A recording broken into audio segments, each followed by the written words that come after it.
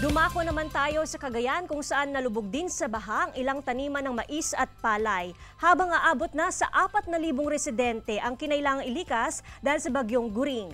Sundan sa report ni Jasmine Gabriel Galban.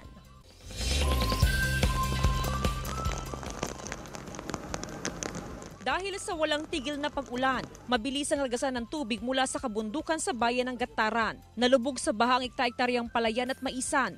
Lubog na rin sa bahang ilang kabahayan at ang paaralan sa Barangay San Vicente. Napakahirap po, lalo na marami kaming alagang pato, ang daming namatay na pato, mga 30 plus ang namatay na pato kasi yung inanod po. Sa ngayon, lampas binti na ang baha sa ilang kabahayan dito sa Barangay San Vicente sa bayan ng Gataran. Pero inaasahang tataas pa ito lalo pat tuloy-tuloy pa rin ang buhos ng ulan. Hindi na madaanan pa ang Bagunot Bridge sa bayan ng Baggao. Dahil sa pag-apaw ng ilog ay stranded ng ilan sa mga residente. Ang kanilang panawagan ay magkaroon ng rubber boat o ng bangka na kanilang masasakyan upang sila ay makatawid sa ilog at makauwi na rin sa kanilang mga bahay.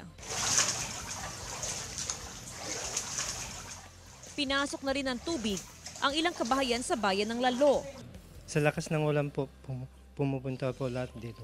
Inilikas ng mahigit sa 1,000 individual mula sa mga bayan ng Santa Ana, Baggao, Gonzaga, Lalo at Gataran.